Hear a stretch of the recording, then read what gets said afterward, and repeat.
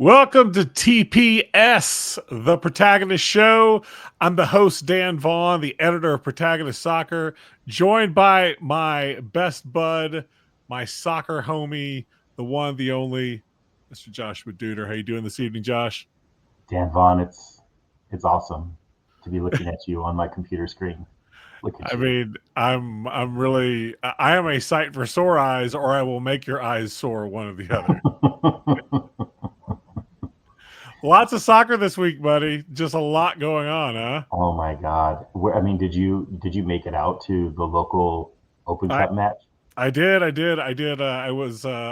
checked in on the Locomotives match. They hosted Harpo's FC, their round one Open Cup match, and they looked every bit a championship side playing an amateur side, which sometimes happens in round one. You know, you get Mhm. those matchups that you don't get the cup set you're hoping for.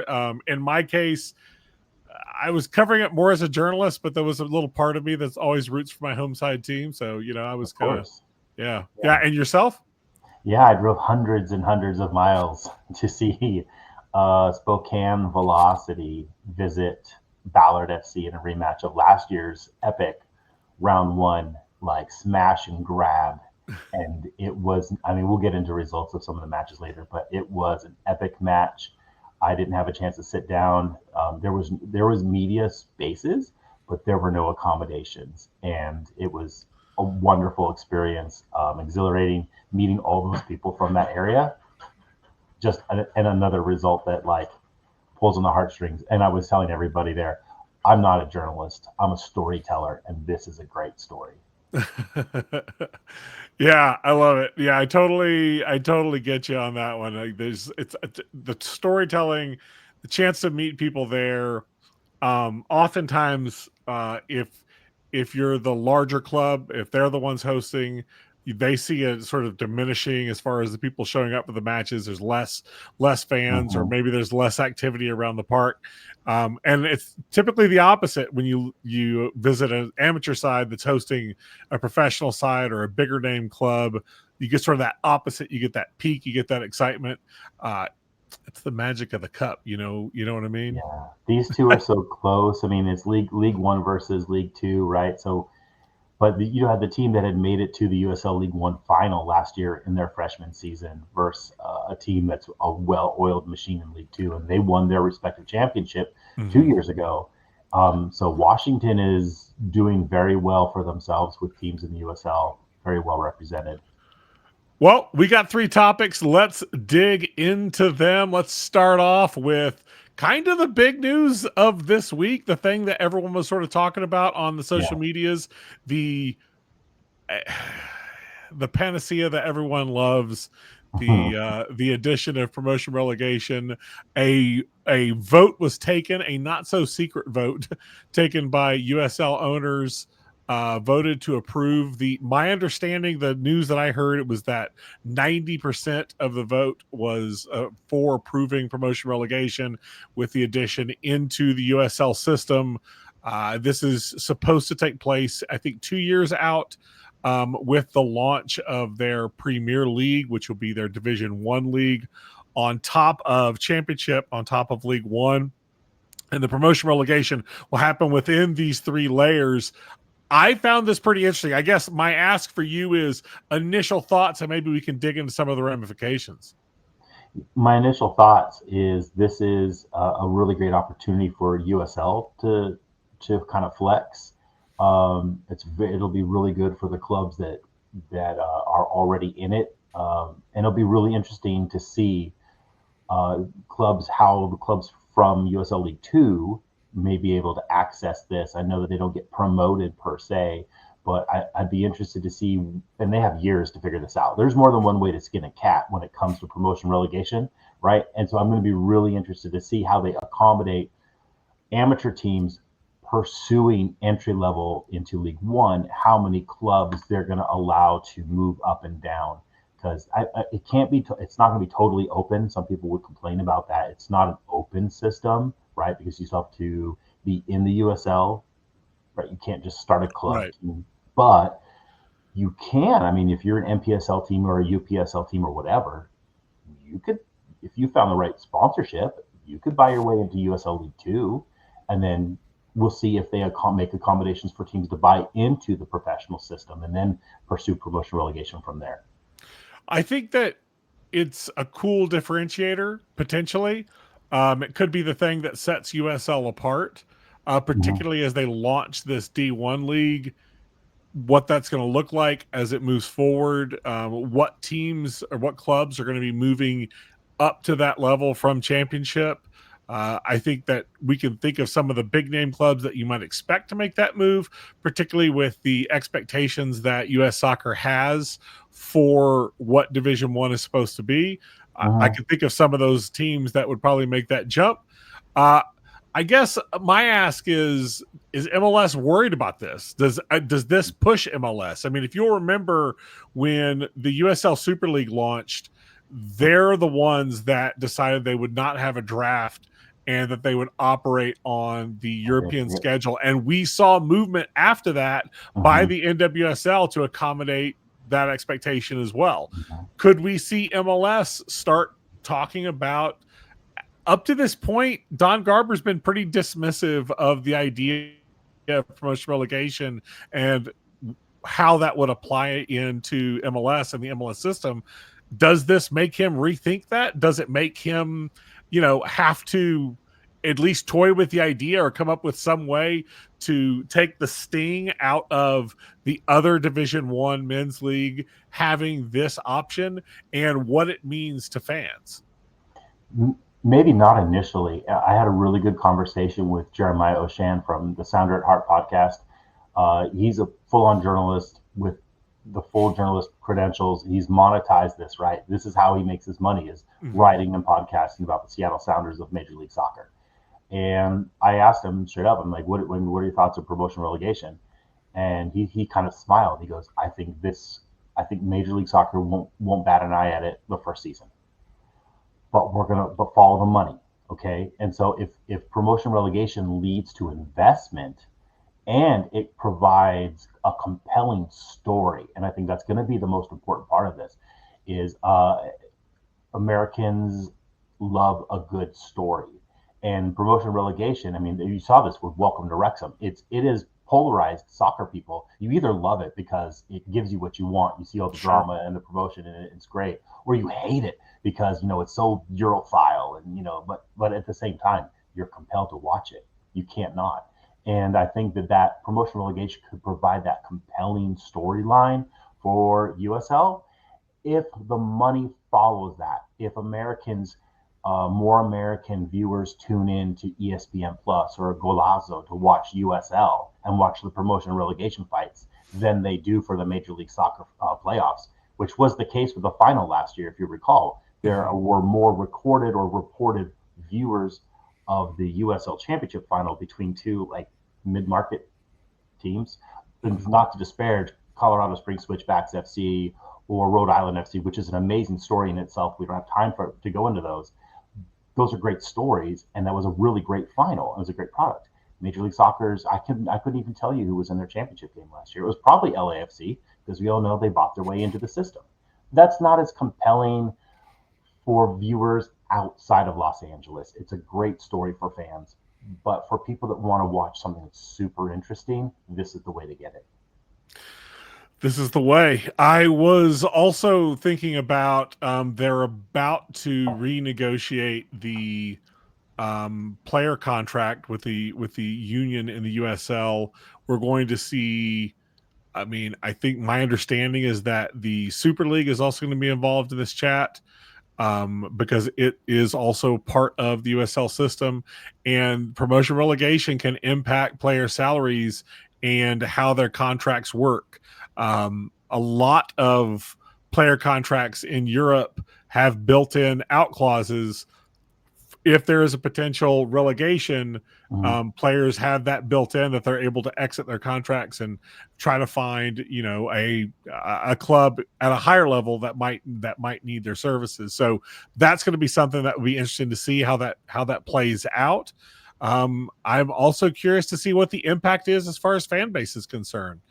Do the fans show up for this? Is this an important enough change or an important enough difference to bring fans over? Because again, we have seen in the past, if MLS sees a USL side being successful within a market, they're not afraid to come in and slap an MLS franchise in that same market to kill it. Yeah. Does this become something different? Do we see fans become more loyal? Do we see fans making, Loyal. yeah, I know. I couldn't help myself there. I'm a terrible, terrible person. It was right there. It was Go, on the nose. going straight to the bad place for sure. Let's take a look at the second topic: U.S. Open Cup Round One results. This actually, by the way, just literally Round One ended this evening. We had one match get pushed to today between I think it was Flatirons FC, Flatirons and Union Omaha. and Union Omaha gets the win 2-1. Oh. I guess for me, Josh, my ask to you is, what'd you think of Round One? What'd you think of the matchups? What matches stood out to you? I mean, it gave us everything we wanted. It was a great Round One. I mean, I want more cup sets, but this gave us a lot of really competitive matches. And I have a list here, so bear with me. My eyes are going to go down. I should have put my notes up. But we had New Jersey Alliance. They gave Chattanooga Red Wolves a fight for their lives 2-2 into extra time, with Red Wolves advancing on penalties. That was exciting.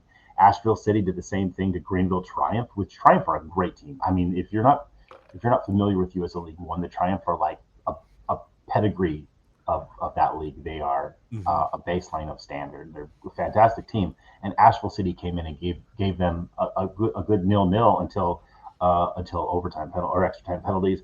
Foro SC, I don't know if anyone. I mean, listen, Ben Brannigan wrote us a little thing in our article that we dropped last week as a preview, and he warned us. He said Foro's really organized. They do well for their level in UPSL, a local Texas team in the Dallas area, and they beat newcomers Texoma. That's a cup set, including there's another, the Tulsa Athletic and Tulsa FC Tulsa match. That was really exciting. That's a USL Championship side advanced from a penalty converted in the 84th, and Tulsa Athletic held their own against a team that was several levels higher. This is a cup set though. Virginia Dream 3-1 away to Richmond Kickers. That one. I mean, I could go down this whole list. Did you want to steal any from me before I go through my whole list? I think we have to love El Federalito advancing. I love El Federalito. They were our 2024 Protagonist Soccer Club of the Year.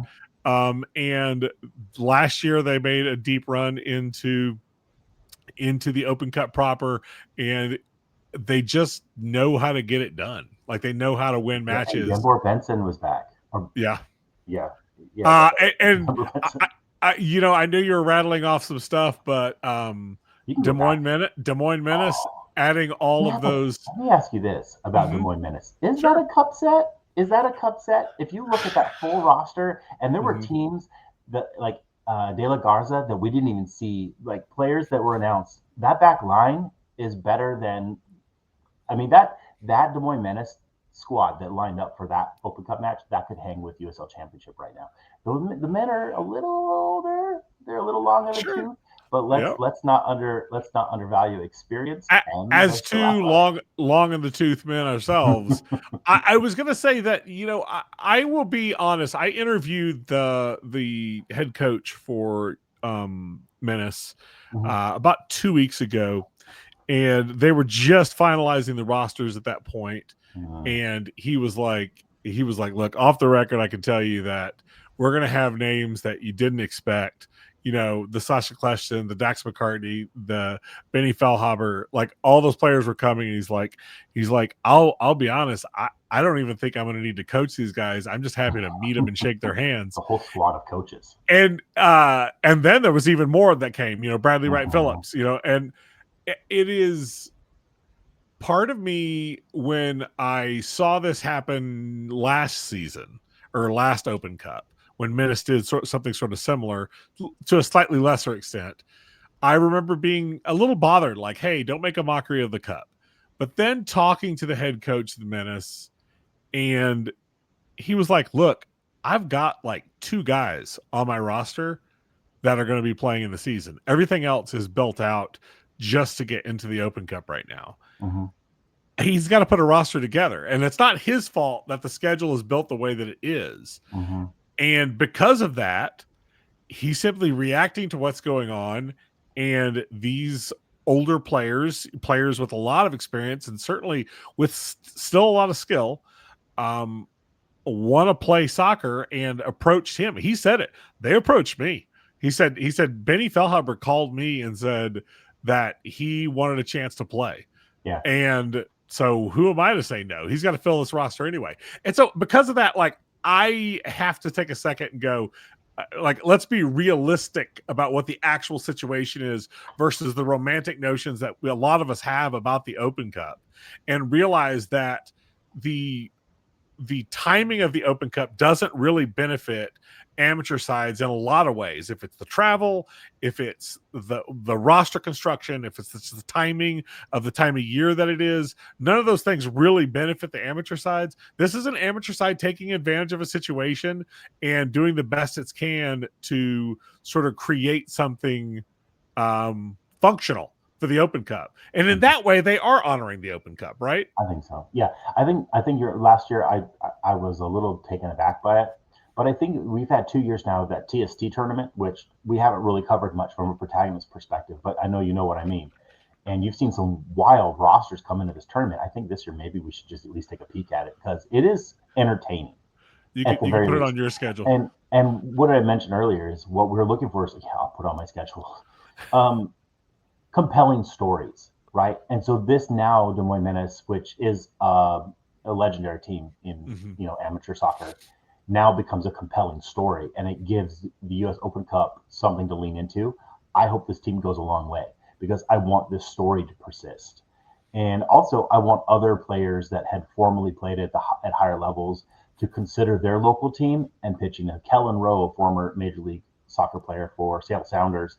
I think he also at some point maybe played for New England Revolution. I don't have his Wikipedia page in front of me, but I think so. He lined up for Ballard FC and gave it a good shift. And I think that those young players that were around him really appreciated having that level of leadership on the field.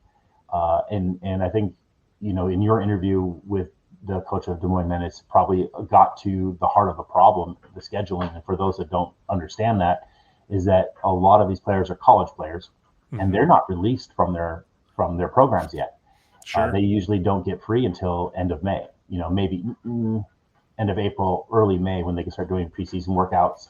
And that's why those schedules are so short. Well, those players aren't accessible for Open Cup, which starts so soon.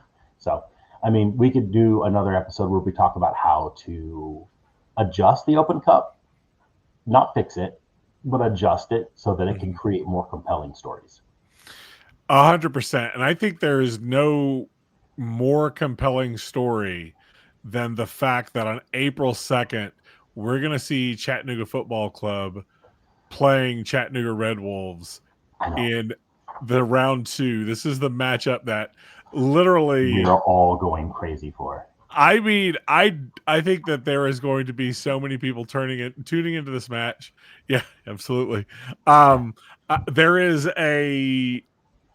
if you don't know about the history between these two clubs and the owner of Chattanooga Red Wolves purchasing the territory rights, preventing Chattanooga Football Club from exiting NISA and potentially joining USL League One, them then turning to MLS Next Pro, which some might describe it as a heel turn. Who am I to say? But this matchup is one that people have wanted since the founding of the Red Wolves, and all of the sort of acrimony between these two clubs, the anger, the betrayal of certain parts of these clubs joining each other, the crossovers. There's just so much to this matchup. I am so pumped for that round 2 matchup. I've circled the date already, April 2nd. So I imagine you're going to write the preview for our article. I think there's probably going to be writers piling up to write that. Yeah, second shot, third shot, fourth shot. Yeah. I just, this is going to be a fun matchup to catch. I really can't wait for that one. any other round two matchups on your schedule that you're looking at that you've seen that you're Yeah. saying, I got to catch this one? There's a couple teams I think can do well and continue their progress. I think Lexington SC can continue their progress against MLS Next Pro team Crew too. I Mhm. think the next round is probably when we see these Next Pro teams maybe start to get knocked out, as we're getting the stronger USL sides, and then in 2 rounds I think we get Major League Soccer proper teams coming in. I Mhm. don't think the MLS two teams are long for this tournament. But 4-0 continues their progress against Tormenta, which is a League One side. Tormenta is having, I think they won League One a couple years ago, Yep. but they're built in a way that they overturned some of that. Most of that talent that was in that side is gone. They're good, but I think 4-0 is organized enough they can give Tormenta a good run. I think that they can. I think El Farolito at Monterey Bay Union is going to be a good match. Monterey beat Oakland Roots last week at home. Good for them. I think El Farolito is. They gave the Roots a run for their money last year in the Open Cup too. I think that they're a very well organized team, and I think that's a great, compelling story. Everybody's favorite burrito team. So I was gonna say, I think the one thing about El Farolito that some other clubs maybe struggle with is their ability to have returning rosters, and you mhm, build on that experience from the season before, mhm, and that experience pays off in those big matches when you're going up against a better funded, more talented, better coached, all those things that go along with that. You can sometimes overcome it if you happen to be in the better form in that moment and have had the tools to just mhm. be prepared for the experience. So I'm excited for that. I it's hard not to root for El Federalito. I am a fan. Let's get to the final topic, one of personal pain for myself as I Oh watch this boy. match. U.S. men's national team loses to Panama for the third time in as many tournaments. Mhm, Panama just seems to have their number. A lot of people thought this was going to be different because the addition of Mauricio Pochettino mhm. and his sort of coaching prowess and the things that he was bringing to the national team, and yet we get the same result. The same result, by the way, that got Greg Berhalter fired. Now, I don't think Potts needs to No, worry about that just yet. I think no. he's good through the World Cup, but certainly this was a disappointing result, losing basically in the final minute. I'm having flashbacks as I went to bed last night. I was having nightmares of that goal going in, the celebration, Waterman jumping up on the stage and hugging Thierry Henry, who was apparently his idol growing up, his hero, and it made for great scenes. The best part is if you watch that clip, you can see Clint Dempsey and Mo Adu behind them to off to the side, Mhm. clearly like angry, disappointed, shocked at the result.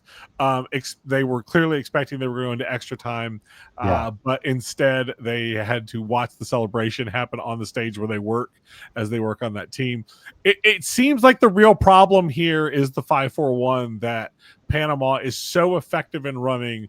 It's Mm. so annoying to watch from um, from a fan's perspective that wants to see their team run, gun, pass, do the dazzling cool plays, and instead they just go into this meat grinder in the box where there's 9 players just on top Yeah. of you. So hard for the US, and the US hasn't seemed to find a way to beat this. It's been a struggle for years now, is how to get through this Panama meat grinder, and it's something. I don't know what it means just yet, it's particularly with the World Cup coming up, Mm.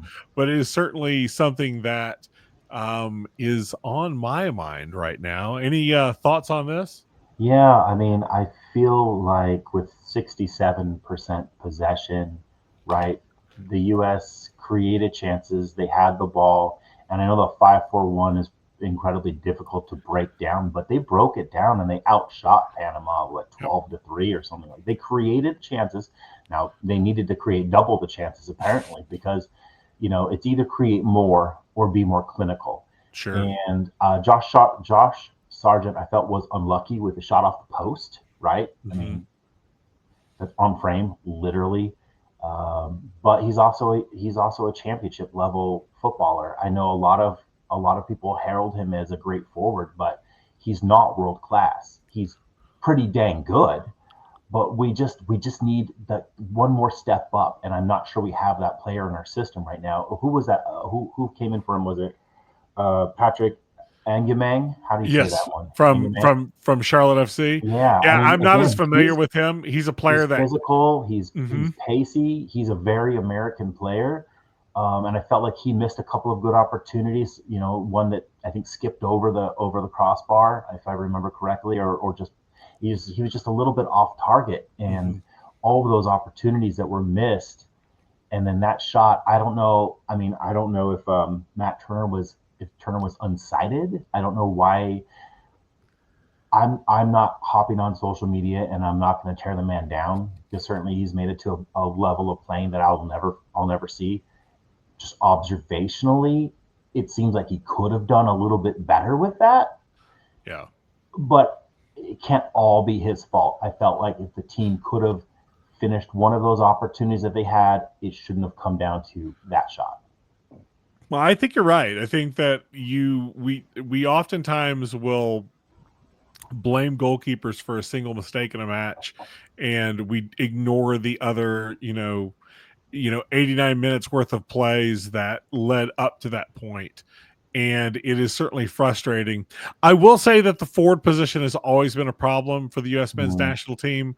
It's been a long time since I've had anyone that of substance that's been able to hold on to that position for a long time. I'm very, very biased in this conversation. If you follow my social media, you already know I'm team Ricardo Pepi. I love Ricardo Pepi. Obviously he's from El Paso, and so I am a sucker for that. But he's injured right now, and that's part of it. He plays for PSV, and he's had a lot of goals for the United States, 13 goals in 33 matches. He's a player that converts his chances when he gets them.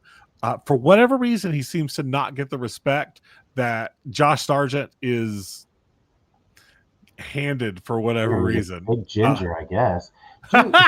Listen, do you think, and I mean, this is a very amateur soccer fan of me, but do you think the formation is a problem? The 4-2-3-1 feels really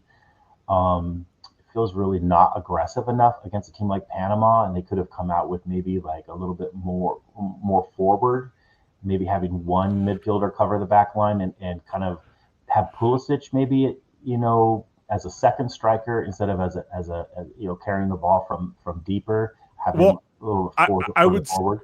I would say that there's a couple of things going on here.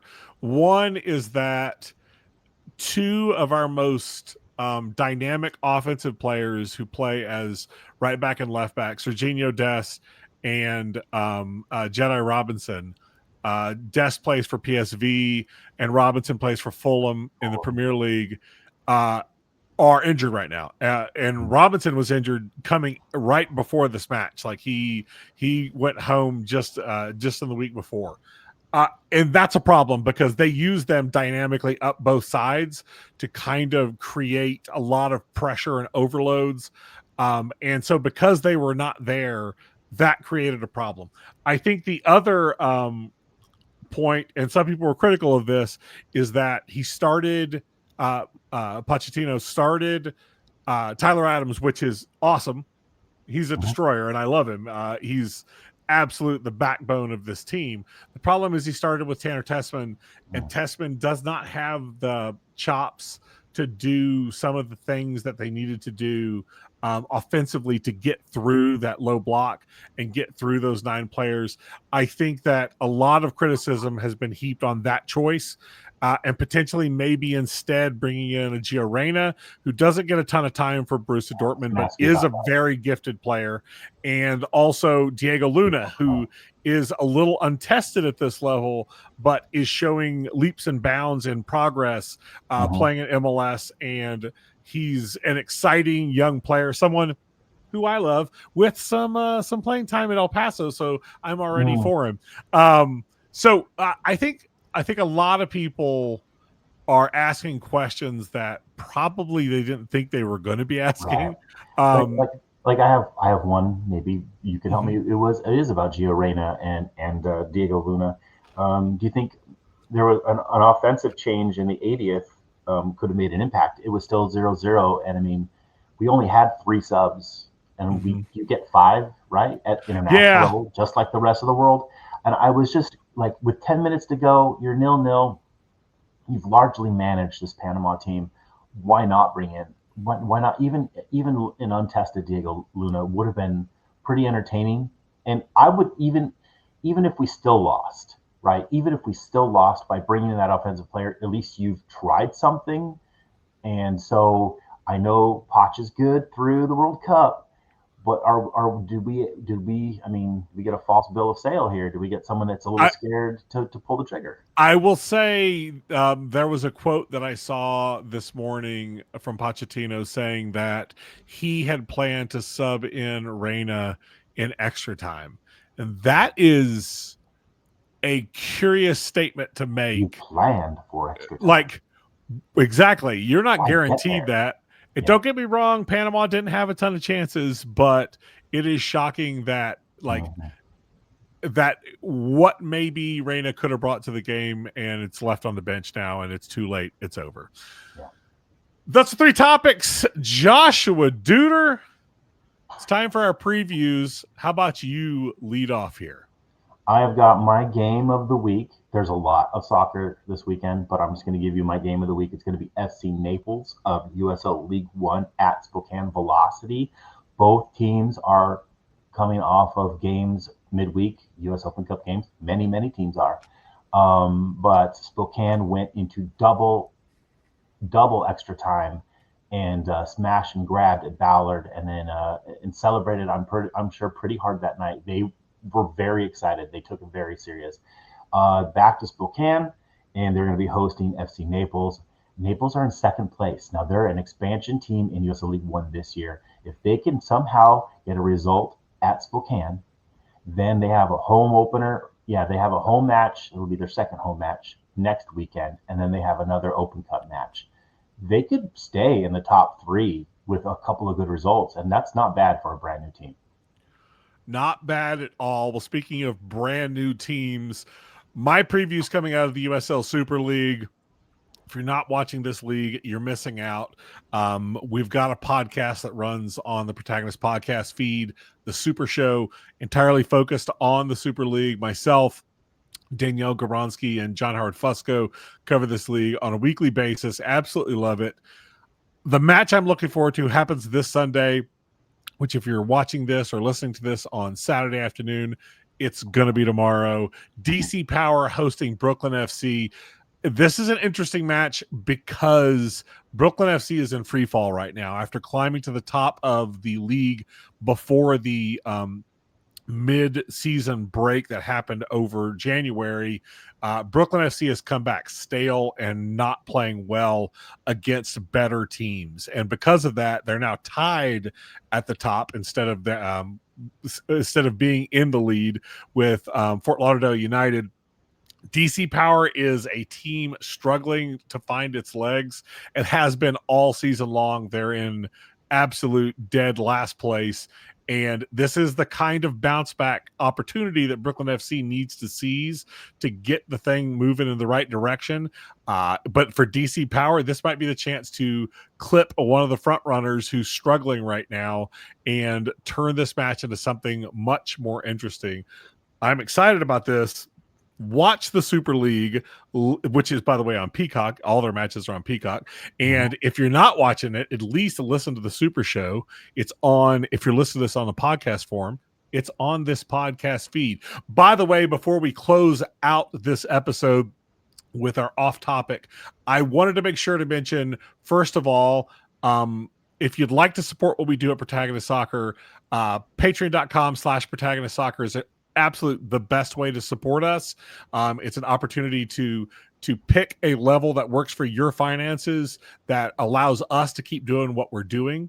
We pay for our web hosting. We pay for all the little projects that we work on, the ideas that Josh and I come up with, and that hopefully you enjoy. We're always those have been funded by the generosity and support of people that listen to our shows, that watch our shows. Thank you for that.